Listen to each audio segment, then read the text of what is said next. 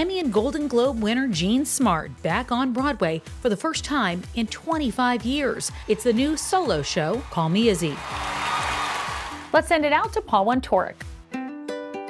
Jean Smart, welcome back to Broadway. Thank you. It's been a while. It's been a while. Last time you were here, let's see, it was The Man Who Came to Dinner, Yeah. right? Tony nomination. And then so many things happened to you. Your career, I love your career. Because you get to do so many. Have it. You get to do so many things. No, I can't explain it. I'm extraordinarily blessed, especially in the last 10 years or so. When you look back at your career and how it all started, it really started here. Yeah. It really started like, walking these streets, right? Yeah, absolutely. Looking for the next gig. Yeah, no. I mean, I did a play. It was off, a little workshop play, and then we did it off Broadway, and it started my whole career. Yeah. So Call Me Izzy, I'm very excited. Brand new play. Yeah. A one-woman show. That's quite a lift. Yeah. Is that daunting at this point in your career? The idea of it was very daunting. Yeah. Once we started doing it, I thought, okay, I think I can do this. And it really is just kind of in the last week, finally really clicked. Have you ever done something like this? Like a long monologue show like that? I mean, it's literally just you. The longest speech I've ever had was in a Christopher Durang play called Laughing Wild. Oh, yeah. It's basically about a 30-minute speech of her just sitting in a chair talking to the audience and having a nervous breakdown. Right. And so it's a lot of non sequiturs, and so that was hard to learn, and that was a little scary. And I'm good at learning lines, but that was scary. But I was also in my 30s and had more brain cells, so I wasn't sure how this was going to work out. But yeah, not good. What about this story do you think got to you? I just fell in love with her so much, and I thought that it was an extraordinarily unique piece of writing. This woman who got married at 17, lives in a trailer park, and this stunning poetry just pours out of her, but she has to hide it. And I just thought everything about it was unique and wonderful, and I just fell in love with her. And so when you dug into the actual words of it and got into the rehearsal room, what was it like actually learning it, and has it been easy to...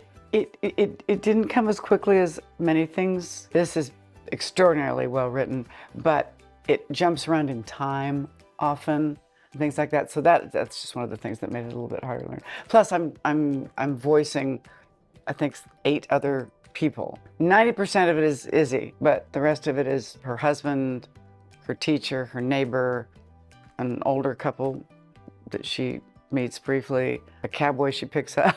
It's just like, this is just, I'm telling a story, and it's sort of, they're filtered through the lens of Izzy. I love the wide range of characters you get to play in your career. I've been so lucky I haven't been pigeonholed. I love you on Hacks. I'm so thrilled that Hacks happened for you. It's been so am I.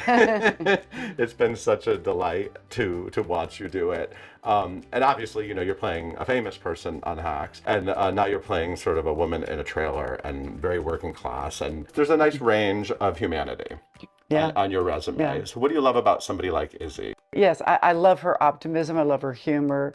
I love